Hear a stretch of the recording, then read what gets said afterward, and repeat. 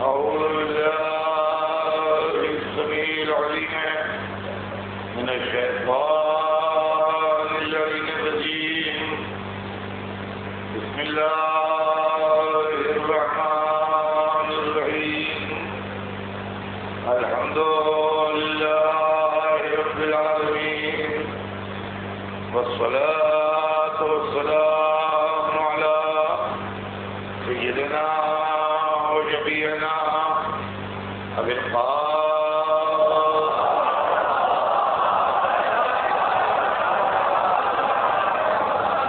وآله الطيبين الطاهرين المعصومين، ولعنة الله على أعدائهم أجمعين من يومنا هذا إلى يوم الدين.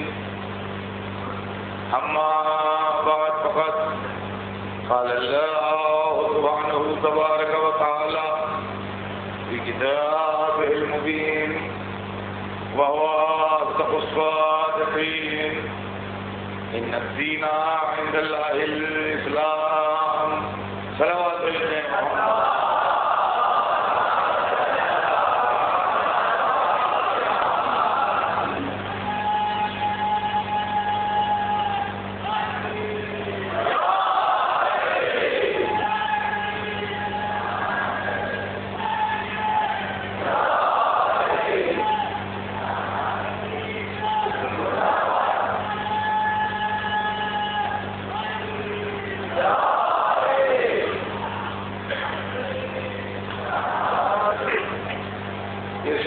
سے جناب رب العزت ہے کہ یقیناً دین اللہ کے نزدیک اسلام. میں نے آپ کی خدمت میں گزشتہ 10 دنوں میں کوشش کی کہ اسلام کی ایک تصویر آپ کے سامنے آئے، اور وہ تصویر ایسی ہو جو اس تصویر سے ذرا الگ ہو جو آج کی دنیا میں پیش کی جا رہی ہے، جس کے اندر اسلام کا اخلاق، اسلام کی انسانیت، اسلام کا انسانوں کے ساتھ اچھا سلوک، عورتوں، غلاموں، ویکر سیکشن اور آپسی میل جول اور زندگی گزارنے کا طریقہ، کو ایکسسٹنس جس کو کہتے ہیں، یا اسلام نے ہیومن رائٹس کے لیے کیا باتیں کی ہیں، وہ تمام چیزیں میں نے کوشش کی کہ آپ کے سامنے پیش کروں. آج یہ آخری تقریر ہے. زندگی رہی تو ہمارے آپ کے آئندہ سال ملاقات ہوگی.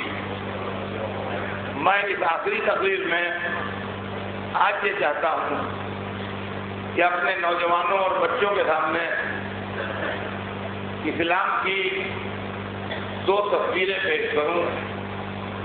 ایک اسلام کو جو دین والا اسلام ہے، مذہب والا اسلام ہے، دھرم والا اسلام ہے اور ریلیجن والا اسلام ہے، اور دوسرا اسلام کو جو حکومت والا اسلام ہے، سلطنت والا اسلام ہے، کنگڈم والا اسلام ہے اور امپائر والا اسلام ہے. بدنصیبی سے اس دنیا میں ایک اسلام ایگزسٹ نہیں کرتا ہے، بلکہ 2 اسلام پائے جاتے ہیں: ایک حکومت والا اسلام اور ایک مذہب والا اسلام. حکومت والا اسلام سامنے رہتا ہے، اس لیے اسلام کے نام سے ہر ایک اسی کو جانتا ہے. مذہب والا اسلام پیچھے رہتا ہے، اس لیے اسلام کے نام سے لوگ اس سے واقف نہیں. کربلا کی لڑائی جس کی یاد میں محرم منایا جاتا ہے اور جس کی یاد میں ہم سب آج بھی بیٹھے ہیں، اور 1400 سال سے یہ سلسلہ چل رہا ہے، در حقیقت یہ 2 اسلاموں کا ٹکراؤ تھا. یہ 2 اسلاموں کے بیچ کی لڑائی تھی. ایک مذہب والا اسلام تھا، ایک حکومت والا اسلام تھا.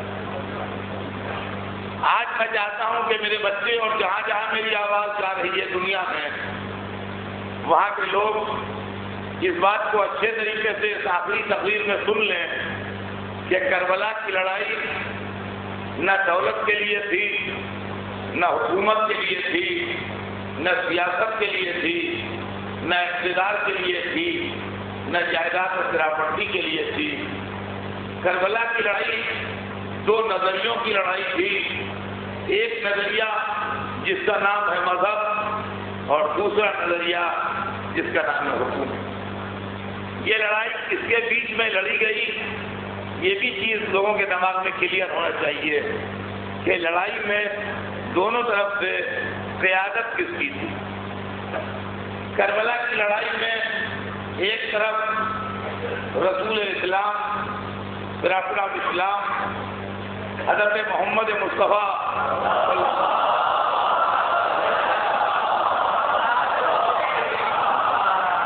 کے نواسے، ان کی بیٹی کے بیٹے، ان کے وسیع اور جانشین کے فرزند امام حسین تھے، جو ایک اسلام کی سربراہی کر رہے تھے اور ایک اسلام کو ریپرزینٹ کر رہے تھے، ایک اسلام کی نمائندگی کر رہے تھے۔ یہ وہ اسلام تھا جو مذہب والا اسلام، ریلیجس اسلام کی نمائندگی کربلا کی لڑائی میں حضرت امام حسین کر رہے تھے، جو رسول اسلام کے نواسے اور ان کی بیٹی کے بیٹے تھے۔ اور حکومت والے اسلام کی نمائندگی یزید کر رہا تھا، جو خاندانی اعتبار سے بنی امیہ میں سے تھا اور اس ابو سفیان کا پوتا تھا جو زندگی بھر رسول سے لڑتا رہا، اور اس ہندا کا لال تھا جس نے رسول کے سجا حمزہ کا کلیجہ چڑھایا۔ جو لوگ بہت آخر میں مسلمان ہوئے تھے اور جن کو اسلام کی تاریخ مؤلفۃ القلوب کا نام دیتی ہے، یعنی وہ لوگ جن کا دل اسلام سے راضی نہیں تھا، مصلحتاً ہم نے کلمہ پڑھا۔ قرآن ہم کو یہ بتاتا ہے کہ جب اسلام آیا تو دو طرح کے لوگ اسلام میں شامل ہوئے۔ ایک وہ شامل ہوئے جو اسلام کے میسج کو سچا مان کے، کھرا مان کے، انسانیت کی نجات مان کے اور انسانیت کی فلاح مان کے شامل ہوئے، اور جنہوں نے یہ سوچا کہ اس پیغام کو مان لینے میں انسانیت کی بھلائی ہے، لہذا اس کو ایکسیپٹ کرنا چاہیے اور تسلیم کرنا چاہیے۔ قرآن مجید میں ان مسلمانوں کی تعریف ہے اور قرآن مجید میں ان مسلمانوں کی واہ واہ ہے۔ والذین آمنوا بہ وعزروہ ونصروہ واتبعوا النور الذی انزل معہ اولئک هم المفلحون۔ وہ لوگ جو رسول پر ایمان لائے، جنہوں نے رسول کی عزت کی، جنہوں نے رسول کی نصرت کی، جو اس نور پر ایمان لائے جو رسول کے ساتھ نازل ہوا، نجات پانے والے یہی لوگ۔ دوسری طرح ارشاد ہوا محمد رسول اللہ والذین معہ اشداء علی الکفار رحماء بینہم، رسول اور وہ لوگ جو ان کے ساتھ ہیں، جو کافروں پر دشمنان اسلام پر بڑے شدید ہیں، مگر آپس میں ایک دوسرے کے ساتھ بڑی نرم دلی سے کام کرتے ہیں اور آپس میں ایک دوسرے کے ساتھ بڑے رحم دل ہیں۔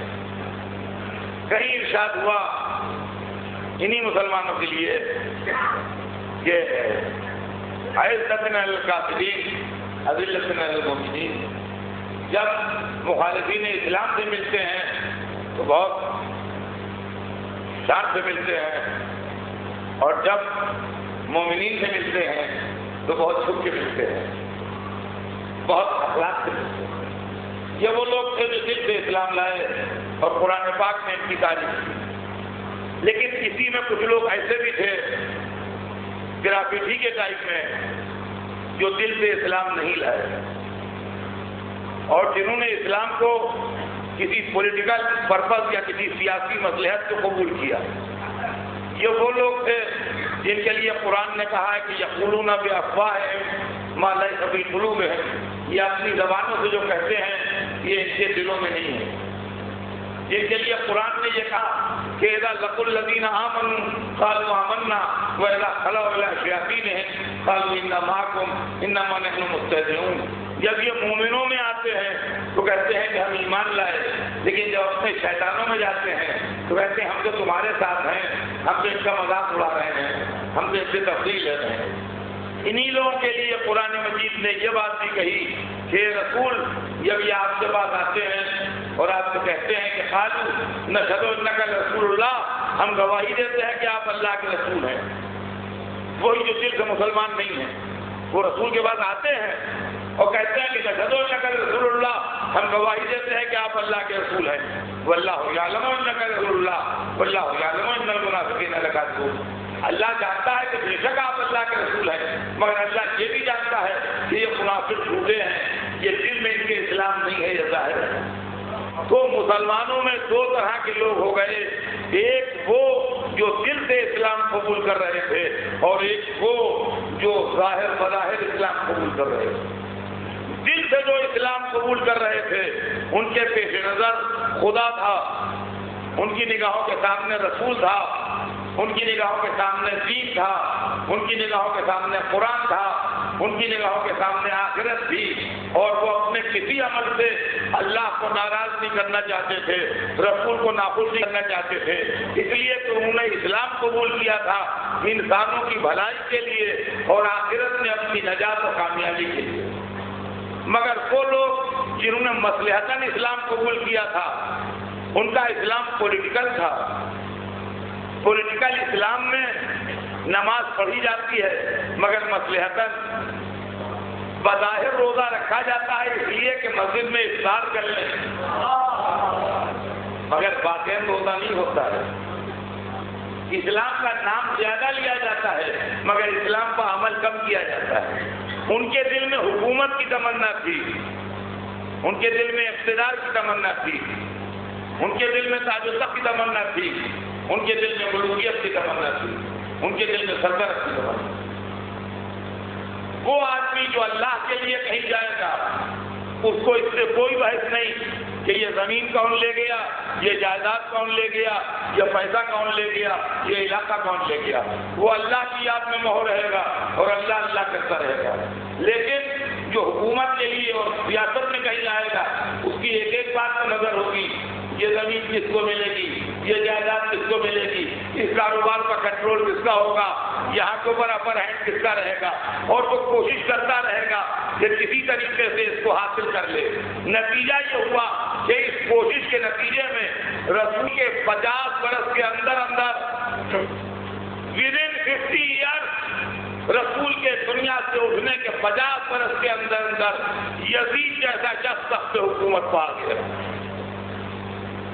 یعنی اسلام کو جو دین تھا، جو مذہب تھا، جو دھرم تھا، اس کو ملوکیت نے، سلطنت نے ہائی جیک کر کے اپنے قبضے میں کر لیا۔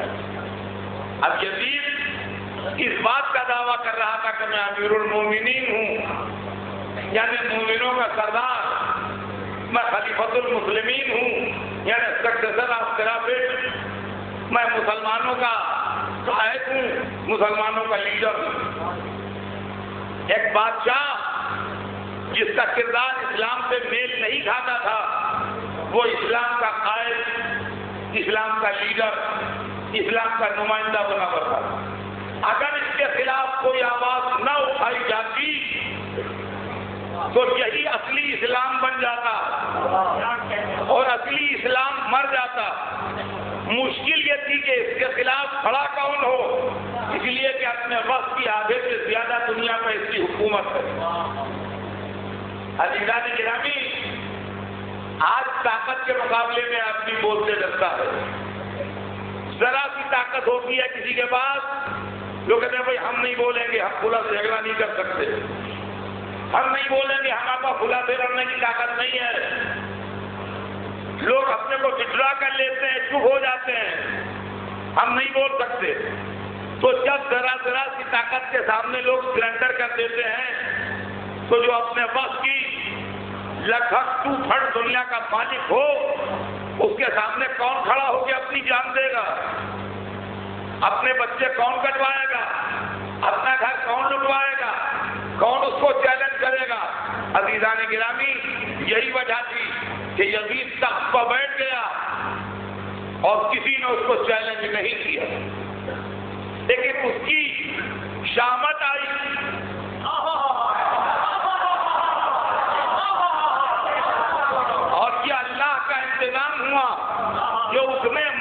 کے نواسے کو للکارا.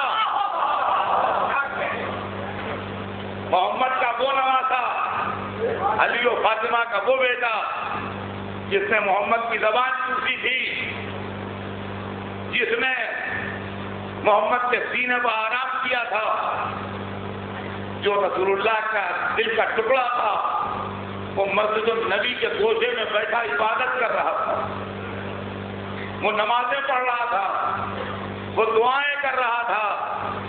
یزید نے اس کو دعائیں پختے میں اور نمازیں پختے میں للکارا اور اس سے کہا کہ میرے ہاتھ پر بیعت کرو.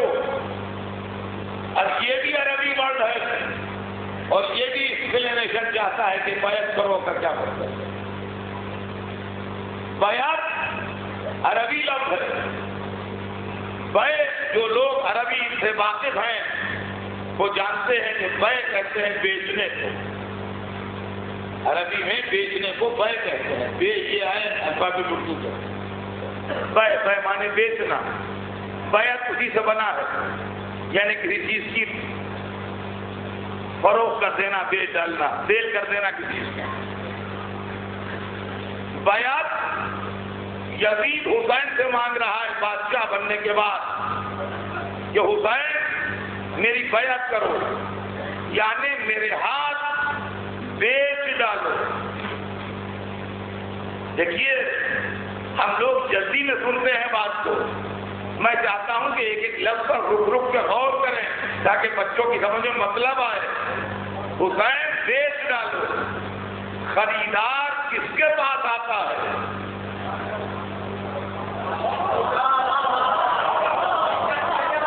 میں نے بمبئی کے بڑے پوش علاقے میں ایک شو روم کھولا, مگر وہاں کوئی مال نہیں ہے, فرنیچر پڑا ہے, میز کرسیاں لگی ہیں, کوئی خریدار نہیں آئے گا.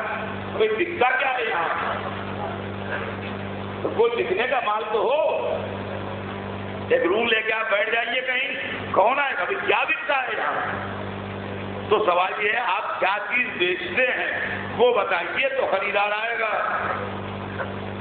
تو حسین کے پاس کون سا مال ایسا تھا کہ جس کے پاس 2/3 دنیا تھی وہ خریدار بن کے آیا؟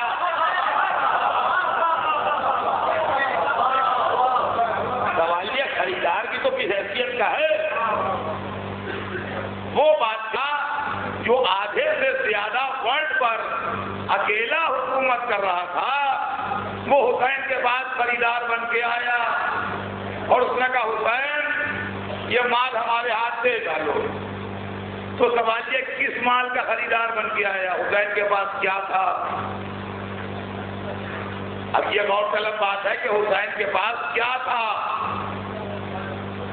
حسین کے پاس تاج نہیں تھا جو تاج لینے آیا ہو, تخت نہیں تھا جو تخت لینے آیا ہو, زمینیں نہیں تھیں جو کہا اپنی زمینیں بیچ ڈالو, باغات نہیں تھے حسین کے پاس جو کہے اپنے باغ بیچ ڈالو, بڑی پراپرٹی نہیں تھی, بہت سے محل نہیں تھے جو کہے یہ محل ہمارے ہاتھ بیچ ڈالو.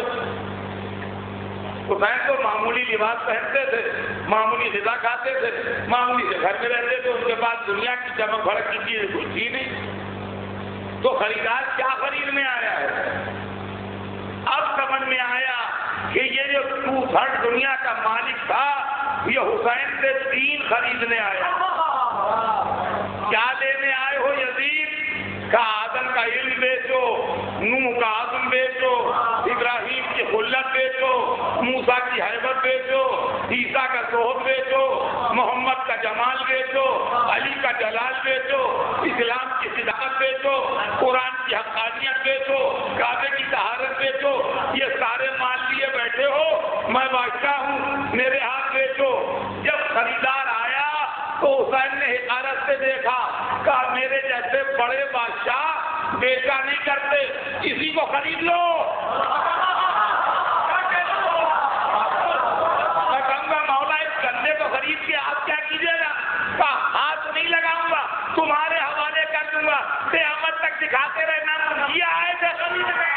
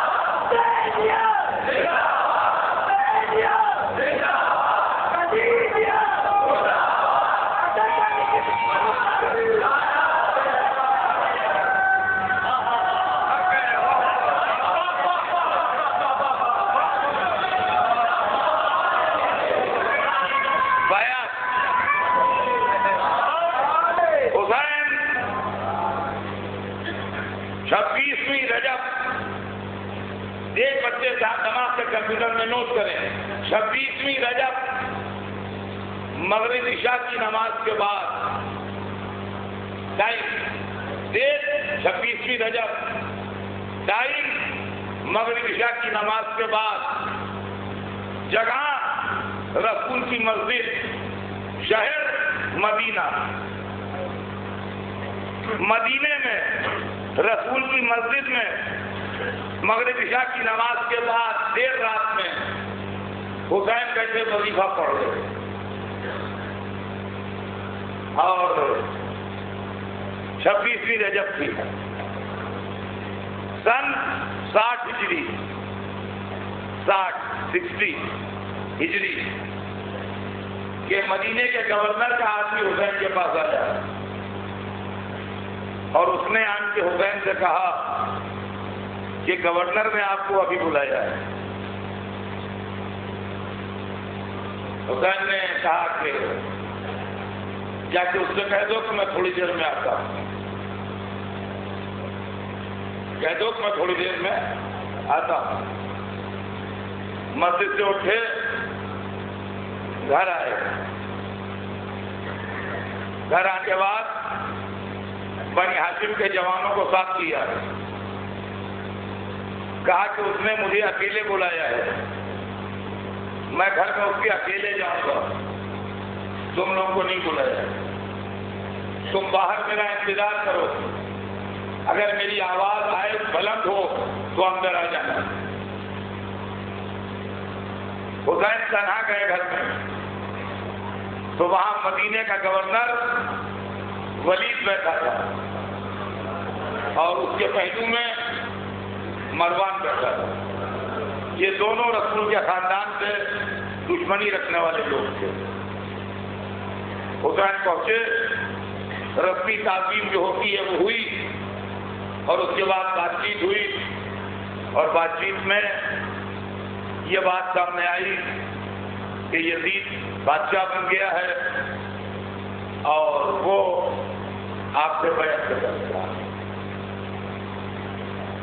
حسین نے کہا کہ رات کے اندھیرے میں میرے جیسے شخص کا چپکے سے بیعت کر لینا شاید تمہیں بھی پسند نہیں ہوگا، جب مجمع عام کرنا، لوگوں کو بلانا، اس وقت مجھے بھی بلانا، اس وقت یہ فیصلہ ہوگا کہ ہم دونوں میں کون اس لائق ہے کہ اس کی بیعت کی جائے۔ اس وقت یہ فیصلہ ہوگا کہ کس کا ہاتھ اس قابل ہے کہ اس کو بیعت ہو۔ جو سوال ہوا تھا اس کا جواب ہو گیا، بات تمام ہوئی۔ حسین اٹھنے لگے، مروان نے کہا ولید ابھی حسین کا سر کاٹ لے، ورنہ اگر اس وقت نکل گئے تو خون کے دریا میں پیر دکھانا پڑے گا۔ جیسے ہی مروان نے یہ کہا ویسے ہی حسین نے اس کو ڈانٹا، ما تقول یا ابن الزرقاء،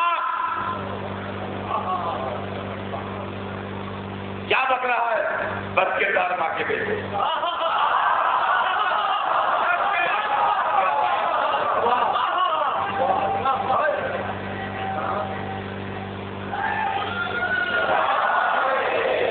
آواز بلند ہوئی،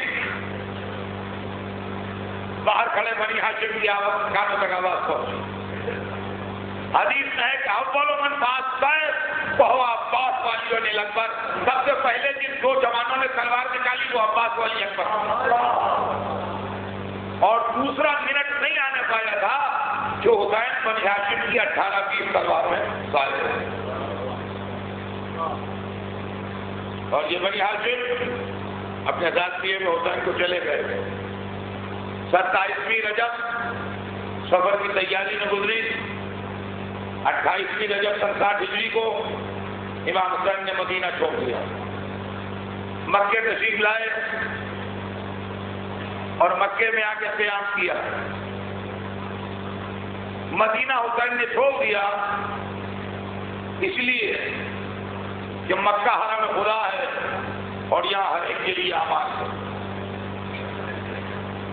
مکہ عالم اسلام کا دل ہے، لوگ آتے رہے، حسین سے ملتے رہے، حسین اپنا موقف واضح کرتے رہے، مگر حسین نے کسی سے مدد نہیں مانگی۔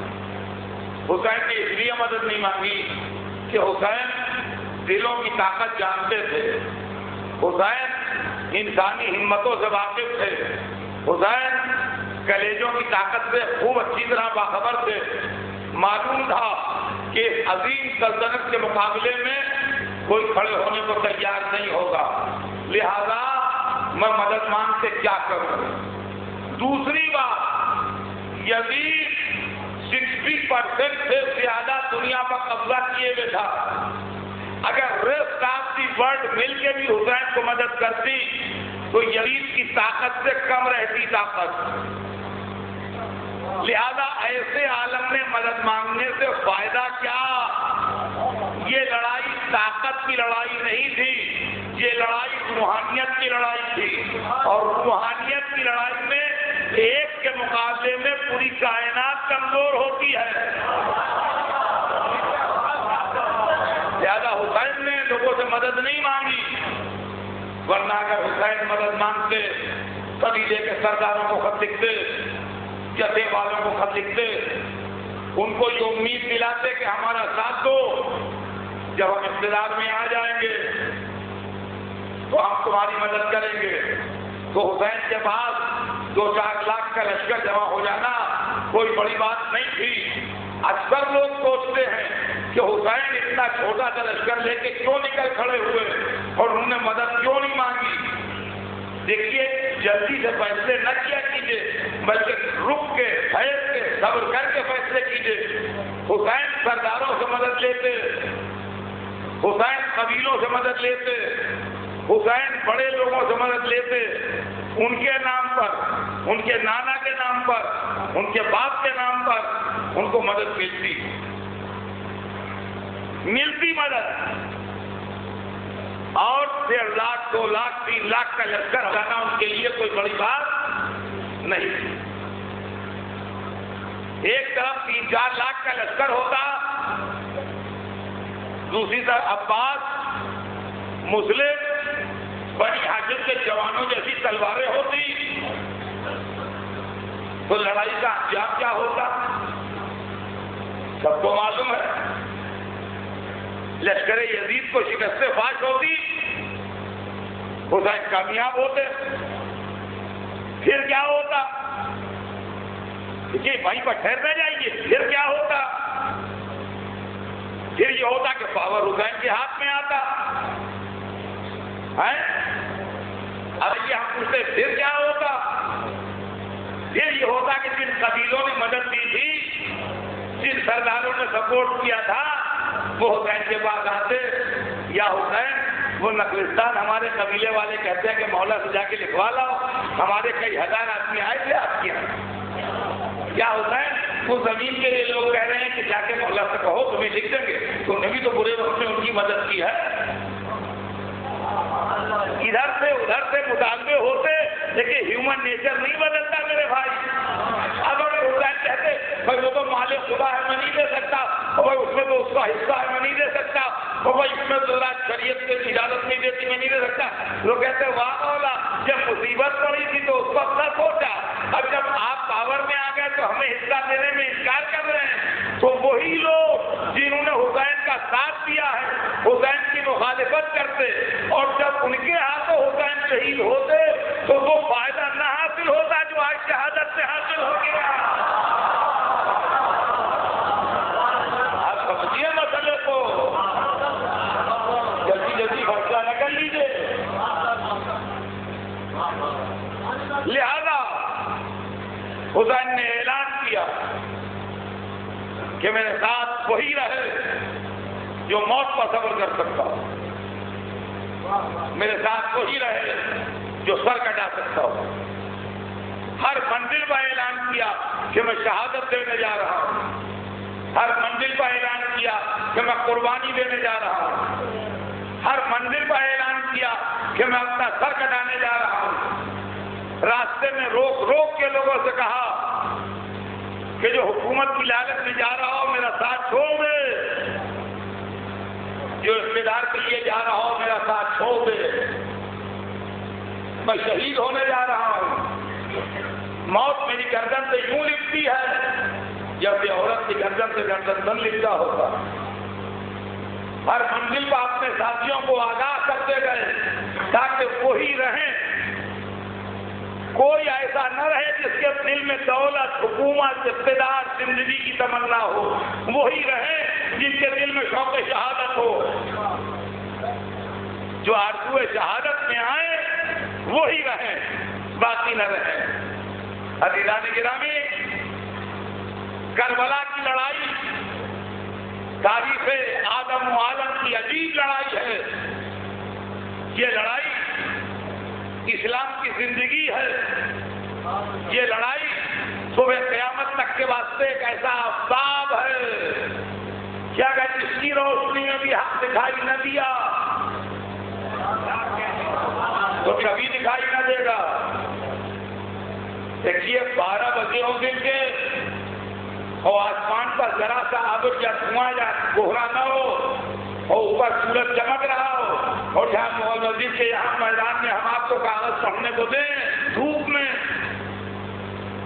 جن ذات کو کاغذ دیا ان کا ذرا روشنی کم ہے، مجھے دکھائی نہیں دے رہا ہے۔ اب روشنی کم نہیں ہے، آنکھیں خراب ہیں۔ عاشورے کی دوپہر میں جن کو حق نہ دکھائی دے، روشنی کم نہیں ہے، نظر کمزور ہے۔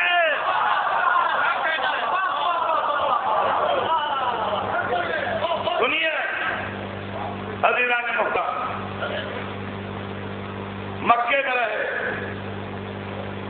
لیکن لشکر نہیں جمع کیا، جتھا نہیں جمع کیا، اس لیے کہ یہ لڑائی حسین 10-5 برس کے لیے نہیں لڑ رہے تھے، 7-6 مہینے کے لیے نہیں لڑ رہے تھے۔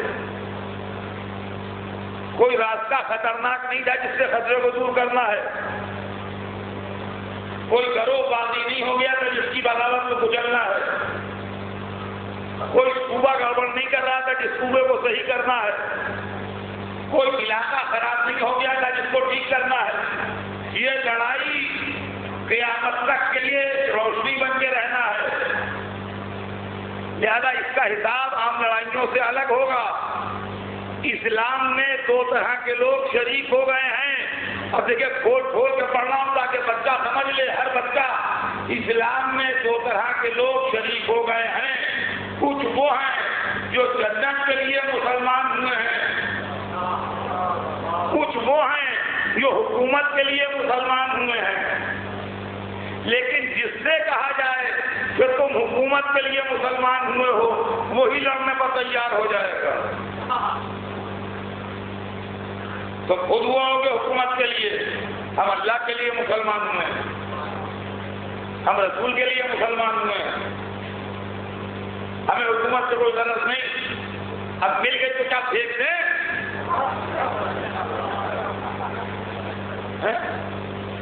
ہم اللہ کے لیے مسلمان ہیں، اللہ اللہ کرو بھائی، ہمیں نہ ستاؤ۔ جس سے کہا جائے وہ کہے گا۔ کربلا کی لڑائی کا کارنامہ یہ ہے کہ حسین نے اسی لیے یہ لڑائی مکے میں نہیں لڑی،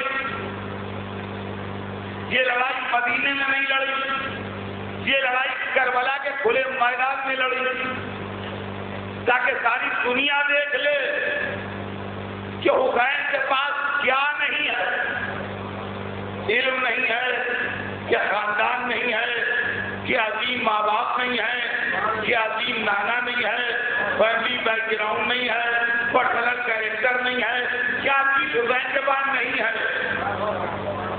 کون سی شے ہے جو آپ کہہ سکتے ہیں حسین کے پاس نہیں تھی؟ ہاں ایک چیز نہیں تھی، اس کا نام ہے بادشاہت۔ حسین بادشاہ نہیں تھے، ان کے پاس حکومت نہیں تھی، امپائر آف کنگڈم ان کے پاس نہیں تھی۔ یزید کے پاس کیا تھا؟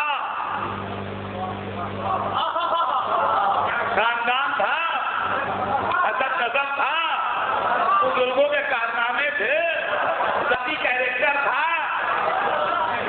علم تھا، تقویٰ تھا، کیا شے تھی؟ کچھ نہیں، مگر ایک وزیر تھی، بادشاہ تھا، رولر تھا، کنگ تھا، وہ اب کیسے پتا چلے کہ جنت والا مسلمان کون ہے، حکومت والا مسلمان کون ہے؟ کربلا کے میدان میں 10ویں محرم کو بلا لیا، کب پتا چل جائے گا؟ جتنے جنت والے ہیں ادھر آ جائیں گے، جتنے حکومت والے ہیں ادھر چلے جائیں گے۔ چلو آپ بھیجتے ہیں محمد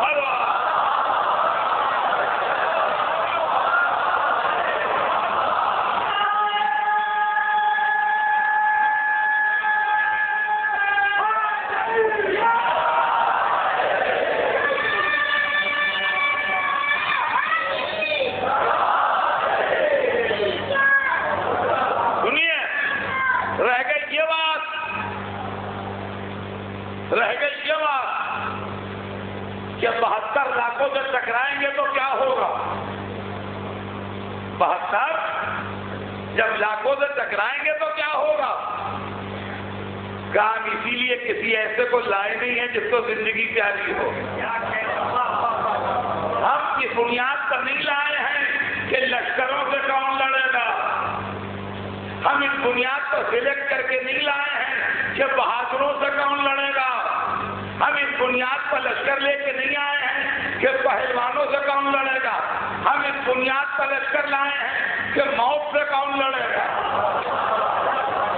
چنانچہ حضور حسین کے لشکر کی طاقت کا اندازہ کیوں لگائیے کہ حسین کے سب سے چھوٹے سپاہی نے تیر کھا کے مسکرا کے بتا دیا کہ جو موت حسین کے 6 مہینے والے کو نہ رلا سکی وہ جوان کیا ہوتا ہے۔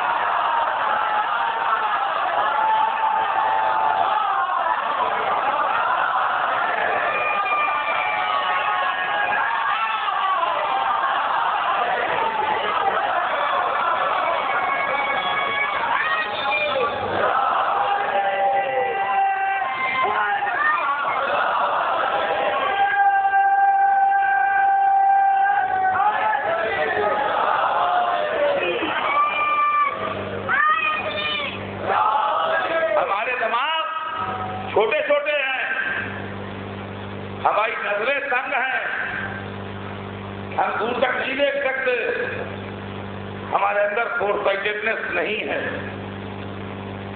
ہمارا حسین کا کوئی کمپریزن نہیں ہے۔ ہم ایسے ہیں جیسے چائے کی پیالی میں پانی ہو، اور حسین ایسے ہیں جیسے سمندر میں پانی ہو۔ تو چائے کی پیالی میں پانی بھر کے آپ سمندر کے معاملات کا اندازہ نہیں لگا سکتے، لہذا ہماری فکر کبھی کبھی حیران ہوتی ہے یہ دیکھ کے کہ ایک دن میں 72 کٹ گئے، حسین تو یزید کے مقابلے میں ہار گئے۔ میاں اصل ہار جیت آپ سمجھے ہی نہیں، ہارتا وہ ہے جس کا مقصد ہارے، جیتتا وہ ہے جس کا مقصد جیتے۔ مر جانا اور چیز ہے، ہار جانا اور چیز ہے۔ لوگ یہ سمجھتے ہیں کہ جو مر گیا وہ ہار گیا۔ بے شک مر جانے سے آدمی بھلا دیا جاتا ہے، مگر وہ بھلایا جاتا ہے جو مر جائے۔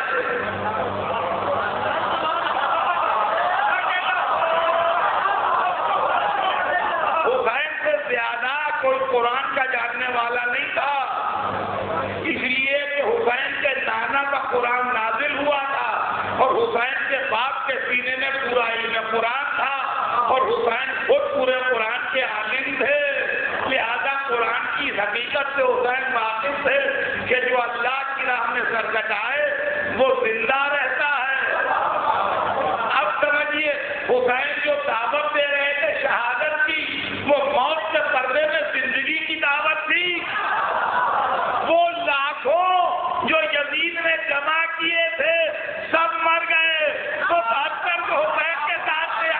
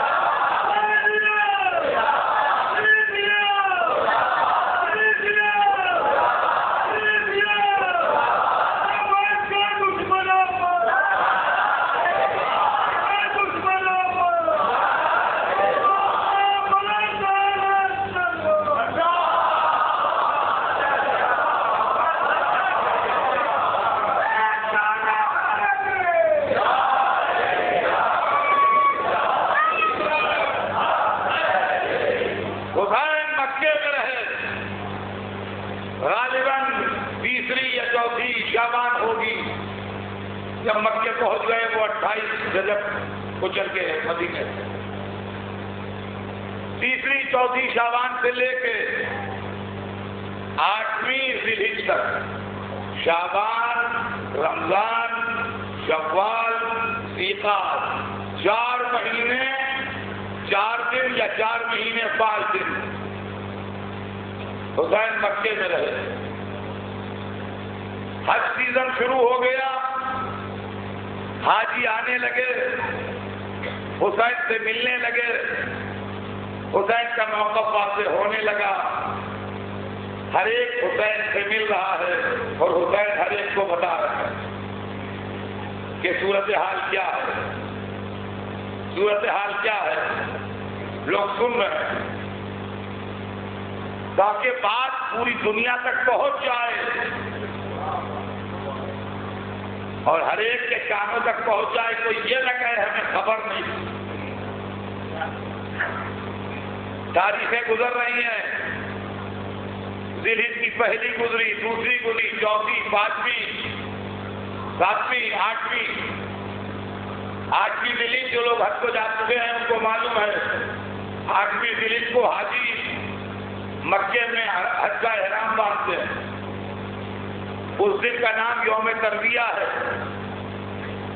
جو حاجی اس سال حج کرتا ہے، جیسے گزشتہ حج میں جو حاجی ہوں گے، مست ہے کہ 8 صبر تاریخ کو ذی الحجہ کی یہ مکے میں ہوں. تو مکے کی آبادی کا گراف کلائمیکس پر ہوتا ہے ہر سال 8ویں ذی الحجہ کو. سورج ڈھل رہا تھا، حرم میں حاجیوں کی بھیڑ تھی کہ مقام ایک باب ابراہیم کے وہاں ہلچل ہوئی اور لوگوں نے دیکھا کہ حسین دوہرے ثانی حلقے میں داخل ہو رہے ہیں حرم میں. ان کو بنی ہاشم اپنے گھیرے میں لیے ہیں اور بنی ہاشم کو حسین کے فدائی اور چاہنے والے اپنے گھیرے میں لیے. اور حسین یہ کہتے ہوئے حرم میں آ رہے ہیں کہ خدا کی قسم جس کے قبضے میں میری جان ہے میں موت سے نہیں ڈرتا، مگر میں اس سال حج نہیں کروں گا.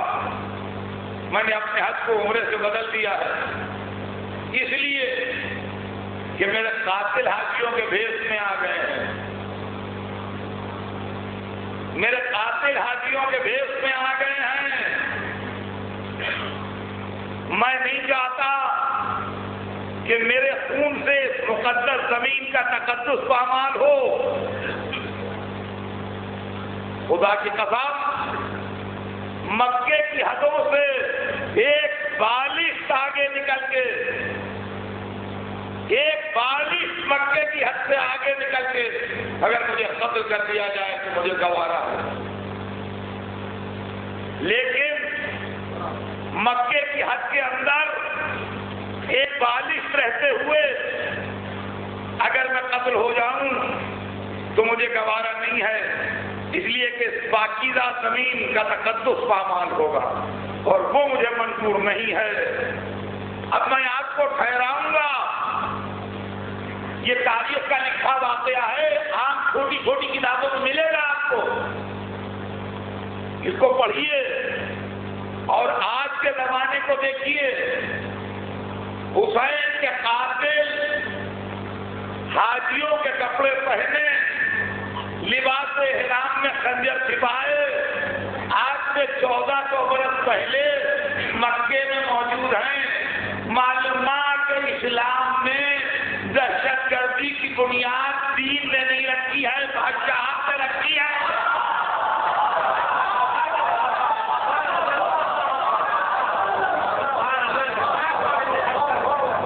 جو حسین کو حج کے عالم میں قتل کرنے آئے تھے وہ ٹیررسٹ نہیں تھے، وہ کون تھے؟ آپ بتائیے، جو حاجی بن کے آئے اور کسی بے گناہ کو مار کے چلا جائے اسی کو تو دہشت گرد کہتے ہیں. تو اب اگر دہشت گردی کو روکنا ہے تو حسینیت کو فروغ دیجیے.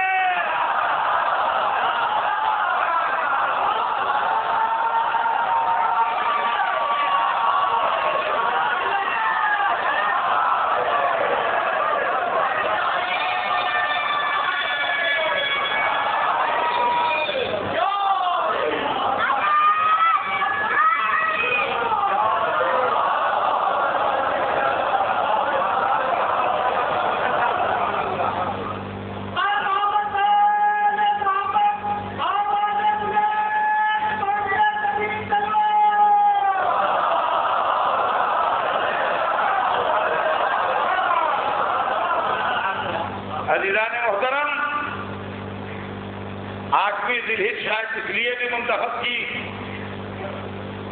کہ اس دن سارے بڑے لوگ مکے کے اندر تھے.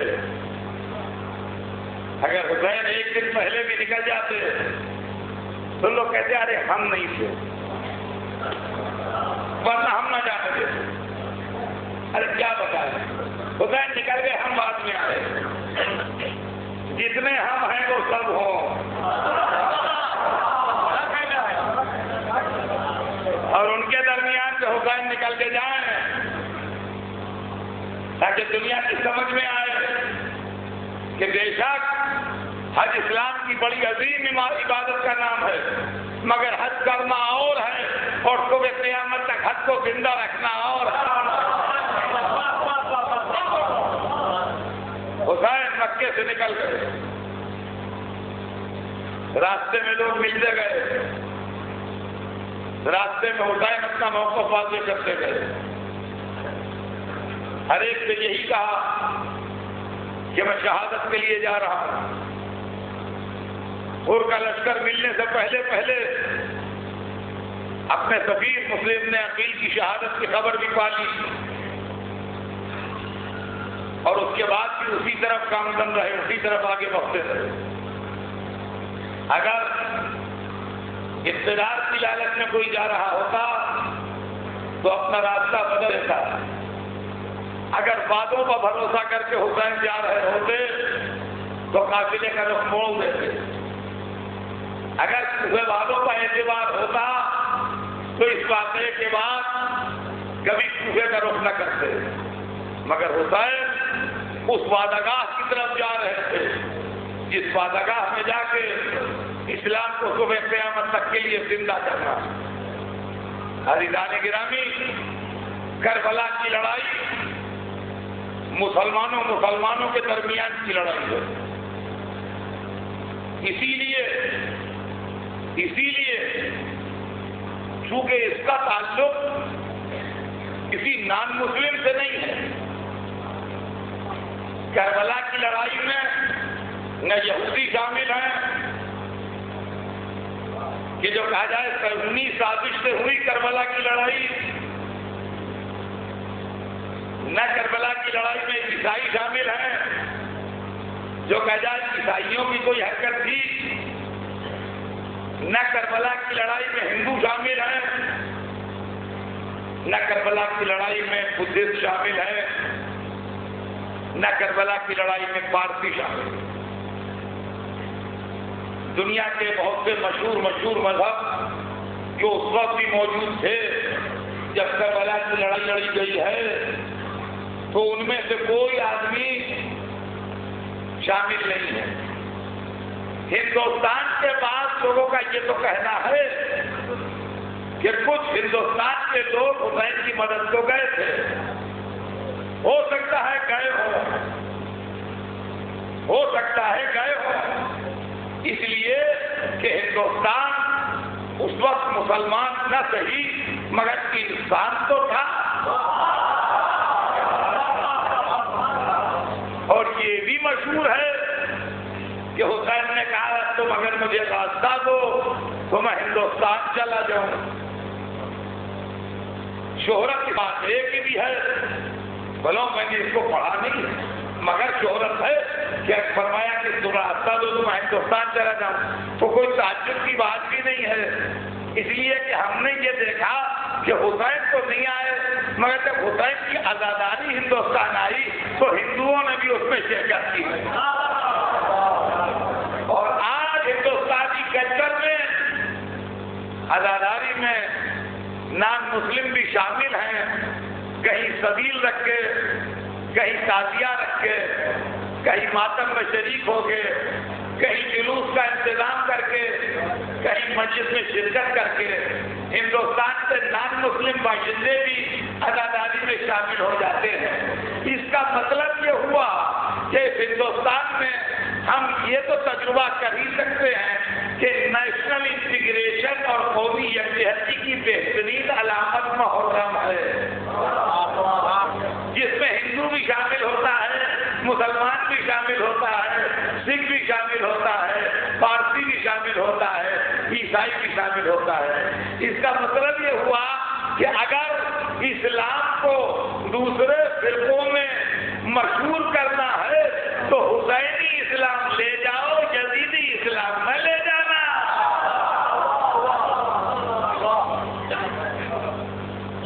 حسین مکے سے چلے اور چلتے ہوئے پہلی محرم کو حر کے لشکر سے ملے، اور حر کا لشکر جس وقت ملا، بس یہ مثال میں دے چکا ہوں پہلے 3-4 برس پہلے، لیکن پھر ریپیٹ کرتا ہوں آج۔ جب حر کا لشکر ملا تو بہت پیاسا تھا۔ میں سمجھ کر رہا ہوں اپنے بیان کو، اور میرے بیان کو جو سن رہا ہو، چاہے اس کا مذہب کوئی بھی ہو، میں اسلام کی 2 تصویریں دکھانا چاہتا ہوں، مذہب والے اسلام کی ایک تصویر اور حکومت والے اسلام کی ایک تصویر۔ بچے اپنے دماغوں میں تصویریں محفوظ کر لیں۔ آئیے مذہب والے اسلام کی تصویر دیکھیے۔ جب حسین کو دشمن کا لشکر ملا تو پیاس سے بے حال تھا۔ دشمن کو، پیاسے دشمن کو صحرا میں مار لینا آسان تھا، مگر مذہب کی یہ تعلیم نہیں ہے۔ حسین نے فوراً حکم دیا کہ یہ ہمارے دشمن صحیح مگر پیاسے ہیں، سب سے پہلے ان کو پانی پلایا جائے۔ کوئی بات چیت پہلے نہیں ہوگی، کوئی نیگوشیشن پہلے نہیں ہوں گے، کوئی مسئلہ پہلے نہیں رکھا جائے گا۔ پیاسے ہیں، پہلے پیاسوں کو پانی پلاؤ۔ حسین کے سارے ساتھی حکم امام پاتے ہی پانی پلانے میں جٹ گئے، اور حر کے لشکر کو نہ صرف سیراب کیا بلکہ اس کے لشکر کے جانوروں تک کو سیراب کر دیا، اور وہ بھی سب چھک کے پانی پی چکے۔ جب پانی پی لیا تو نماز ہوئی، جب نماز ہو گئی تو بات چیت ہوئی۔ یہ ہے مذہبی اسلام جو صحرا میں پیاسے دشمن کو پانی پلاتا ہے۔ ایک تصویر دماغ میں بنا لیجیے کہ دشمنوں کا ایک لشکر ہے جو پیاس سے بے حال ہوا جا رہا ہے، اور اس کو کچھ لوگ پانی پلا رہے ہیں جو اس کے مخالف ہیں، جو اس کی اپوزیشن کا حصے ہیں۔ ایک تصویر اس واقعے کے ٹھیک 10 دن کے بعد وہ سردار جس نے پانی پلایا تھا 3 دن سے پیاسا ہے،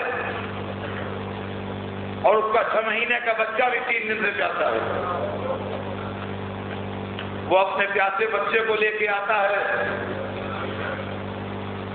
اور کہتا ہے کہ اگر میں نے کوئی قصور کیا ہے تو یہ بچہ بے خطا ہے، یہ 3 دن سے پیاسا ہے، اب یہ زیادہ پیاس نہیں جھیل پائے گا، مر جائے گا بہت پیاسا، اس کو پانی پلا دو۔ اور اگر تم یہ سمجھتے ہو کہ اس کے بہانے لے کے میں پانی پی لوں گا تو میں تمہیں اپنے پاس بلاتا ہوں، ایک آدمی آ جاؤ میرے پاس، میں تم کا اتنا بھروسہ کروں گا کہ اپنا بچہ تمہارے حوالے کر دوں گا، تم اس کو لے جاؤ، اپنے ہاتھ سے پانی پلا دو، اپنے ہاتھ سے پانی پلا کے لا کے مجھے واپس کر دو۔ عزیزان گرامی، یہ مذہب کا سوال نہیں ہے، یہ انسانیت کا سوال ہے، یہ ریلیجن نہیں ہے، یہ ہیومینٹی ہے، یہ انسانیت ہے۔ میرے دوستو، اب کربلا کے میدان میں حسین نہیں کھڑے ہیں، دین کھڑا ہے، انسانیت کھڑی ہے، جو ملوکیت میں جس کی طرف دریا بہ رہا ہے 2 گھونٹ پانی کا سوال کر رہی ہے 6 مہینے کے بچے کے لیے۔ دیکھیں گے آپ تصویر بادشاہت والے اسلام کی، سردار حکم دیتا ہے، لشکر کا ایک تیر انداز بچے کے گلے پر تیر مار دیتا. عزیزان گرامی، یہ انڈیویجول کی غلطی نہ کہہ دیجیے گا. یہ مجلس ہو رہی ہے، کوئی بچہ بار بار اٹھتا ہے بیٹھتا ہے، مجلس کو ڈسٹرب بھی کر رہا ہے.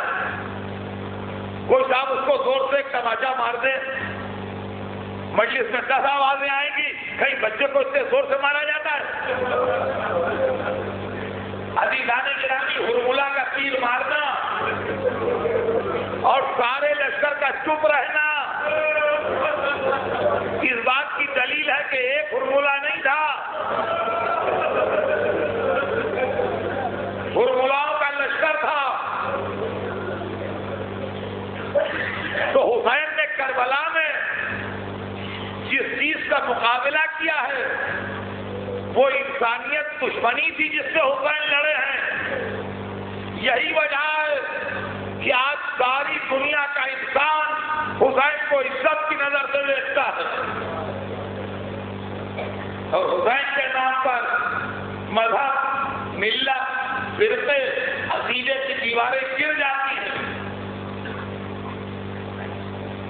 دشمن کے پیاسے لشکر کو پانی پلانا یہ مذہبی اسلام ہے. 3 دن سے پیاسے بچے کو تیر مار کے مار ڈالنا یہ حکومت کا اسلام ہے. بس میرے دوستوں اور سننے والوں، کربلا کی لڑائی نے ان دونوں اسلاموں کے درمیان ایک لکیر کھینچ دی ہے.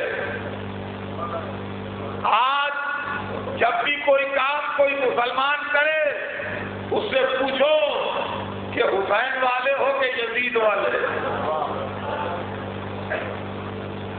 عزیزان گرامی، حسین نے دنیا کے سامنے بتا دیا کہ اسلام 2 ہے. ایک اسلام ظالموں کا اسلام ہے، بادشاہوں کا اسلام ہے، قاتلوں کا اسلام ہے. وہ محمد کا اسلام نہیں ہے، وہ علی کا اسلام نہیں ہے، وہ قرآن کا اسلام نہیں ہے، وہ کعبے کا اسلام نہیں ہے. بھلے وہ نام لیتا رہے، اس سے کچھ نہیں ہوتا. اور ایک نام اسلام اللہ کا اسلام ہے، محمد کا اسلام ہے، علی کا اسلام ہے، حسین کا اسلام ہے، کربلا کا اسلام ہے، مظلوموں کا اسلام ہے، شہیدوں کا اسلام ہے. آج اگر دنیا میں اسلام بدنام ہو رہا ہے تو ملوکیت و سیاست کے چکر ہے. سب سے زیادہ ضرورت دنیا کو آج ہے حسین کی. اس وقت حسین کی سب سے زیادہ ضرورت، جب ہر طرف سے مسلمان یہ فریاد کر رہا ہے کہ سپر پاور اسلام کے خلاف، طاقت والے اسلام کے خلاف، میڈیا اسلام کے خلاف، ساری چیزیں اسلام کے خلاف ہیں. لیکن دنیا میں اس وقت کروڑوں مسلمان ہیں اور کتنے مسلم دیش ہیں اور کتنی طاقت ہے ان کے پاس، اور اس کے بعد بھی سوائے رونے کے اور فریاد کے ان کے پاس کچھ نہیں ہے. اگر اسلام کو بچانا چاہتے ہو تو حسین کی پناہ میں آ جاؤ، جس نے اکیلے پوری دنیا کو شکست دے کے اسلام کی طاقت کا نمونہ پیش کر دیا.